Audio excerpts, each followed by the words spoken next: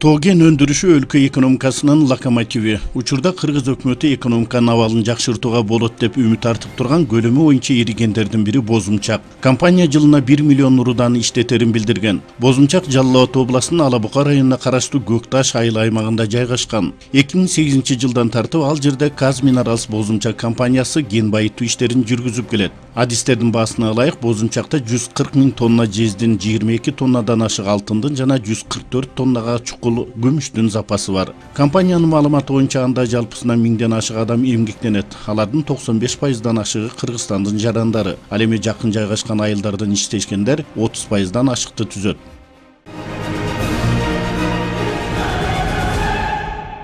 Бозумчак кен байытуучу комбинатында коопсуздук маселеси алдыңкы планга коюлган. Анда 2 мөөнөт менен иштеген жумушчулардын саламаттыктары ишке чыгаар алдында медициналык текшерүүлөрдөн өткөрүлөт. Биз текшергенде алардын ден соолугу ушул жерде иштешке мүмкүнчүлүгү барлыгын байкаш үчүн текшеребиз да.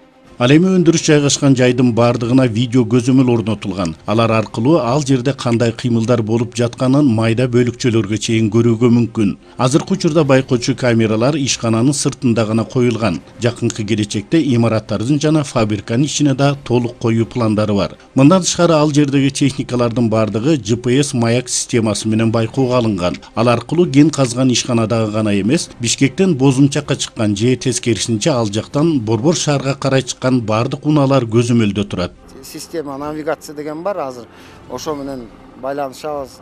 SMS аркылуу да тияктан жөнөтөт, анан радио связь аркылуу байланышабыз.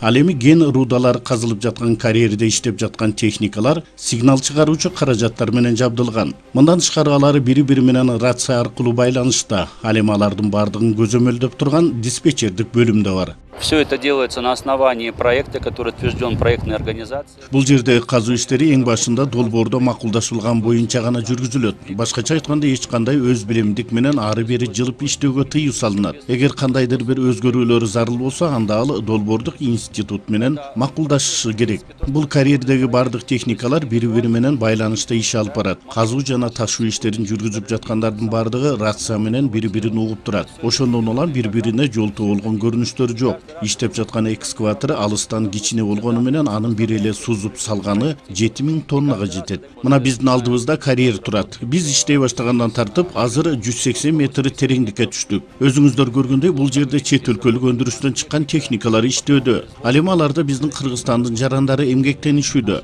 Аны менен катар эле 2022 жылы жер алдынан казуу иштерин жүргүзүү үчүн азыркы учурда параллель түрдө долбоордук иштерди алып барып жатабыз. Уже пойти на подземную отработку. Тоген ишканасында жардыруу иштери жүрүп турат. Мындан улам айрым учурларда ага жакын аймактагы үйлөргө залакасы тийип жаткандыгы да айтылган. Бирок адистердин текшерүүсүндө анын зыяны жок экендиги аныкталган. Ал эми кен ишканасы жардыруу иштеринде заманбап каражаттарды пайдаланат. Я вам скажу следующее. Вот, допустим, иной раз, когда я сижу у себя в кабинете, здесь... Менин бул жерде өзүмдүн кабинетим бар. Кээде ал жерде олтуруп да жардырууларды сезбейм. Анткени биз эң заманбап техника менен каражаттарды колдонобуз. Ал тургай жардыргыч заттардын да заманбаптарын пайдаланабыз. Ошондуктан өтө чоң силкинүүлөр, жер титирөөлөр болбойт. Взрывчатка, которую здесь используют, то есть она не дает такой большой детонации. Мен уже ушундай Тоген тармагында 22 жылдан бери иштеп жүрөм.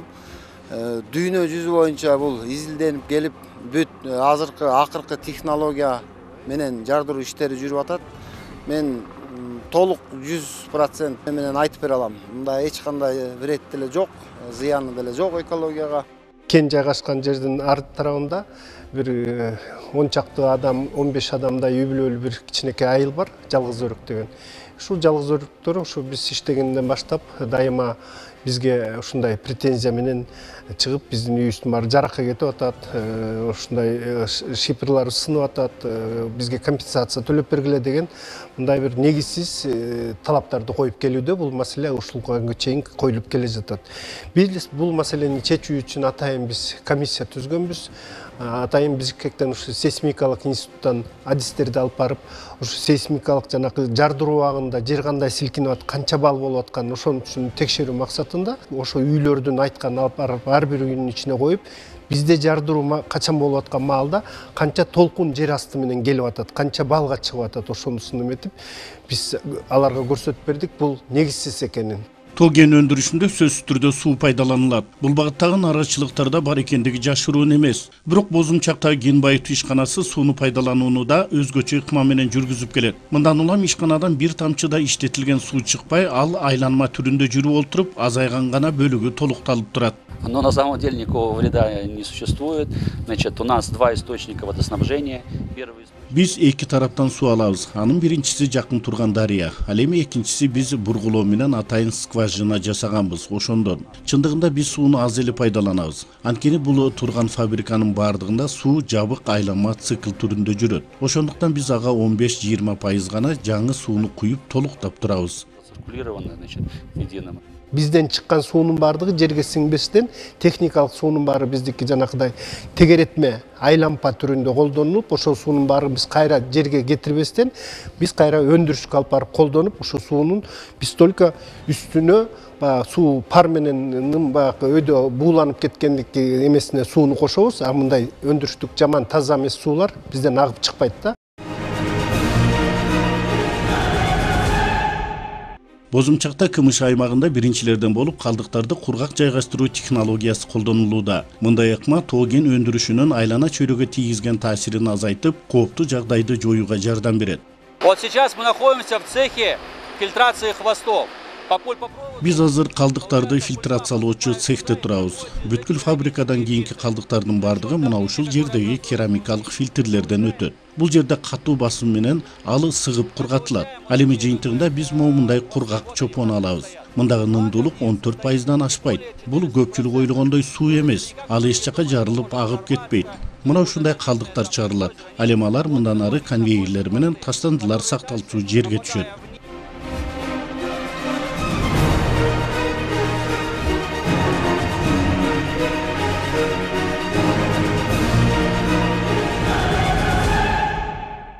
У нас хвостохранилище состоит из двух частей. Верхняя чаша хвостохранилища и нижняя чаша хвостохранилища. Калдыктарды сактоо жайы эки бөлүктөн турат. Алы жогорку калдыктарды кургатып чыгаруучу цех менен төмөнкү калдыктар сакталган жай. Аларды куруу үчүн 68 миллион доллар каражат сарпталган. Биздин калдык сактоочу жай уникалдуу. Анткени мындай КМШ мамлекеттеринде жок. Анын түү жана капталдарын жасоодо өтө көп атайын жумуштар аткарылып, андан кийин гана алардын бетине пленка салынган. Мына ушул жерге конвейерлер аркылуу кургатылган калдыктар келип түшөт. Ал эми аларды атайын техникалар тегиздеп жайып тапташат. Өзүңүздөр көрүп тургандай бул жерде эч кандай коопсуз жагдай жок. Анткени ал эч жака жарылып чыгып кетпейт. Башкача айтканда коопсуздук деңгээли өтө эле аз. Мындайча айтканда жок десек да болот. Мына ушунусу менен бул жай уникалдуу. Кургак калдыктарды жасап сактоо суюк суу түрүндө чыгарган калдыктарды сактоого караганда бир топ кымбатка турат. Бирок ага карабастан бизге эң маанилүүсү коопсуздук керек болду. Анан дагы эң башында долбоор боюнча бул калдыктарды сактоо жайы мындан бир аз оң тарапка курулушу керек эле. Бирок жергиликтүү эл бул жерде илгертеден бери чыгып жаткан тарыхый булактар бар экендигин айткандан кийин биз аксакалдардын оюн угуп кайрадан толугу менен долбоорду өзгөртүп жасап чыктык. Буга дагы жарым жылдай убакыт короттук. Ошентип биз жергиликтүү калк өздөрү сунуш кылган жерге калдыктарды сактоочу жайды курдук. И в итоге мы, значит, построили в тех местах, где нам порекомендовали, значит, самые местные жители. Мындан тышкары ушул учурдан тартып эле компания тарабынан ал аймакты калыбына келтирүү жана көрктөндүрүү иштери да колго алынган. Бул максатта бир катар бак-дарактар отургузулуп, бул иш дагы улана бермекчи.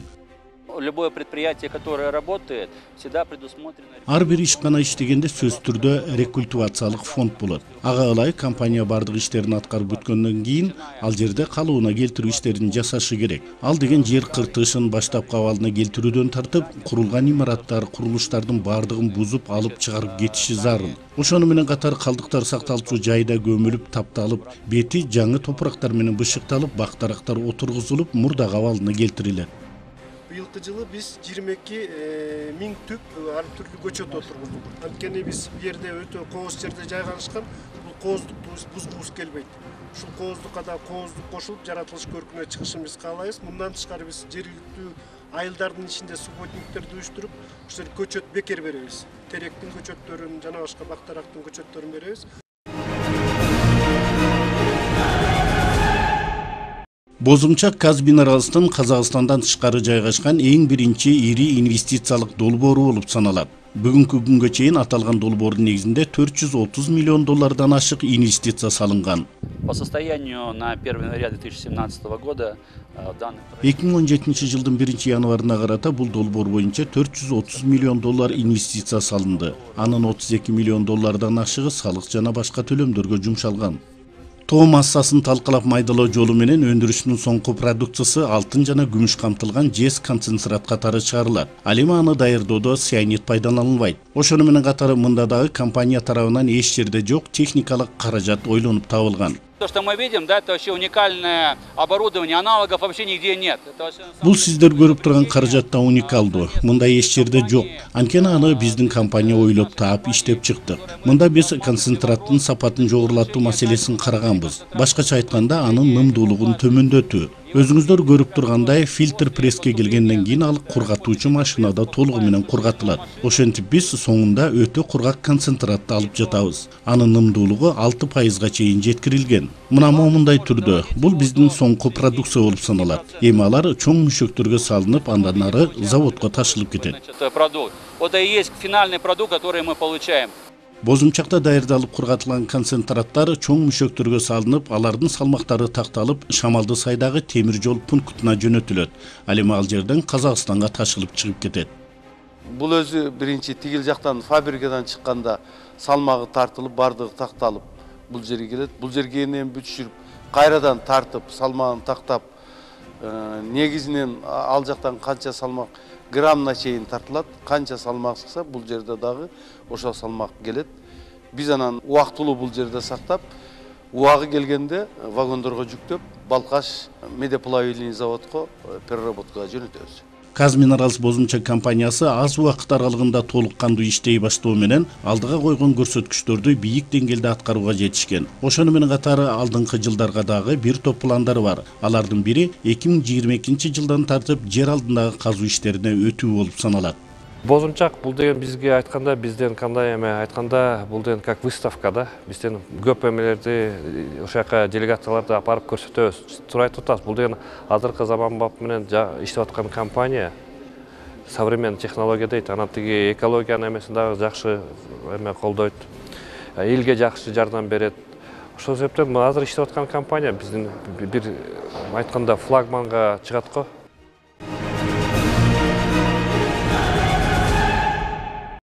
Соңку мезгилде бажы тарифтери жөнүндөгү мыйзамга өзгөртүү киргизүү сунушу парламентте көтөрүлүүдө. Бул Тоген тармагындагы инвесторлорду ойлондурган маселе болууда. Анткени түзөтүүлөрдө баалуу металлдар камтылган рудалар менен концентраттарды өлкөдөн ташып кетүүгө 25%дык экспорттук пошлина киргизүү демилгеси бар. Бул бизде мына чаткалдан, алабукадан алтын кошулмасы бар концентраттарды ошол мындайча айтканда капка салып эле КамАЗга салып алып кетет. Бул Казакстанга кетет, бул Кытайга кетет. Анын ичинде канча грамм алтын кетип атат, канча грамм күмүш кетип атат, биз көрбөй атабыз.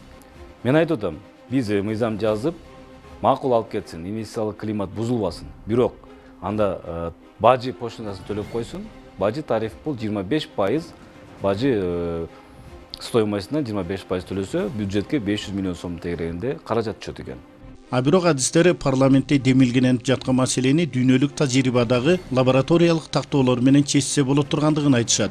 Эми кээ бир убактарда ушундай да, кээ бир түшүнбөгөн адамдар айта беришет. Эми үчүн баарын алып кетти. Алып кеткенде эсептелди да. Кандай анын ичинде бар экенин лабораторий жакшы кабыл алыш керек. Башка эч нерсе кереги жок. Мындан тышкары Тоген тармагындагы эксперттер жогорку кеңештин айрым депутаттары тарабынан сунуш кылынып жаткан мындай демилге Кыргызстанга келчү жана азыр иштеп жаткан инвесторлорду чоочулатып жатканын белгилешүүдө. Анткени иштин мындай жагдайы өлкөбүзгө жаңы инвесторлордун келишинин азайышына жана Тоген тармагындагы азыр иштеп жаткан өндүрүштөрдүн токтоп калуусуна алып келет деген коркунучтар бар. Жаңы бажы төлөмдөрдү киргизүү кандай кесипеттерге алып келиши мүмкүн. Эми биринчиден өзүңүздөр билесиздер, инвесторлор, ишкерлер, ишканалар бул жерге Кыргызстаныбызга келип туруп иштей баштаганда алардын кандайдыр бир планы болот. Эми ар бир кишиде эле алардын дагы планы болот. Алар билген мыйзамдарга карата өздөрүнүн пландарын түзүшөт дагы, ошол планга жараша иштейбиз деп жатышат. Ансыз деле ал пландан чыккан көптөгөн маселелер көп.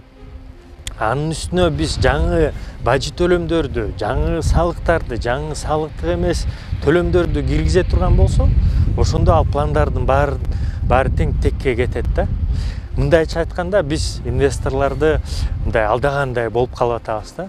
Бизге бир катар инвесторлор азыр эле айтып атышат, ушул сыяктуу бажы төлөмдөр киргизилсе, биз балким Кыргызстандан кетип туруп иштебей калууга аргасыз болобуз депчи. Анткени алардын дагы каражаттары чектелүү да. Баалуу металлдар камтылган кендерди өлкөдөн ташып кетүүгө төлөмдөрдү киргизүү демилгеси өткөн жогорку кеңештин 5-чакырылышында да көтөрүлгөн. Мында Кыргыз өкмөтү бул маселени завод куруу менен чечебиз деген убадасын айткан. Биз дейт ЗИФ курабыз Кыргызстанга дейт. Бул алтын извлекающий фабрика. 2013-төн бери айтып келет ал жомогун. Же ал курулбады, же бир кандай бир чечимге кол коюлбады. Ал жомок бүтпөй турган жомок. Ошондуктан макул. Ошоңо курганга чейин төлөп, поштадан төлөсүн, бюджетке каражат түшсүн деп атабыз. А бирок адистердин баасына ылайык мындай заводдорду курууда экологияга эбегейсиз чоң зыян алып келүү коркунучу бар. Ал эми коңшу Казакстанда Союз учурунан бери сакталып калган тарыхый заводдор орун алган. Бизде дагы кендер бар, баягы деген эме мед жана тиги эме мышак ичинде бар. Ушундай эмелер кендер бар да, ошо кендердин бизде Кыргызстанда перерабатывающий предприятиялар жок. Бул деген Советтер Союзу убагында Советский Союзда 3 эле предприятие болчу. Экөө Казакстанда, бирөө Россияда. Бул деген Казакстанга эмне себептен ошол жакта салган? Аякта деген жер көп, анан деген степь, тоо жок биздикиндей. Анан ошондой бул деген айтканда медти иштетип атканда көп газ чыгат да, переработкада сернистый газ. Ошол деген аякта тяжелый металлдардын соединениясы бар. Ошо элге, экологияга өтө зыян алып келет да. Бирок ошон үчүн ушундай эл аз жерде ошондойду салган да. Азыр көтөрүп аткан маселе мында биринчиден вообще чыгарбагыла дегендейчи. Бирок чыгарбаса анда бул кендер токтотуп калат деп. Эмне үчүн? Бизде андай заводдор жок. А заводдор салыш керекпи, же кереги жокпу? Аны дагы караш керек биздин экологияга. Да, экология да. Анан ошондон биз азыр эметип аткан, карап аткан бул деген заводду салбай эле мындай пошлиналарды киргизгенге да. Бирок аны деле киргизгенде санаш керек да. Канча пайыз болуш керек. Анан киргизгенде биз кимге пайда алып келебизби, Зинекоско, же наоборот инвесторлор качып кетип калат, келбейт деп. ЖЭС алыш керек, алтынчы алыш керек, дагы башкалары бар. Мындай кенди өстөштүрүп фабрика курушудан татаал. Анан бул анын фабрикага татаалды дагы башка ЖЭС алуу абдан кыйын болот дагы. Анын экология зыяны абдан чоң. Эми Казакстанда бул ЖЭСти бөлгөн 3-4 комбинат бар чоң. ЖЭС Казганда бар, мезелен айталык. Мына Балкашта бар, Балкаштагы комбинат бул тарыхый комбинат.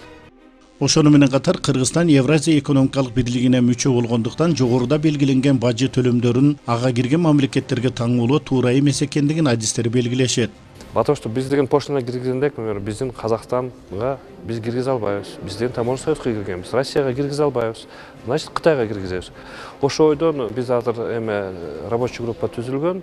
Минэконом комитет, анан дагы тиешелүү министерство ведомстволор ошону азыр карап атат да.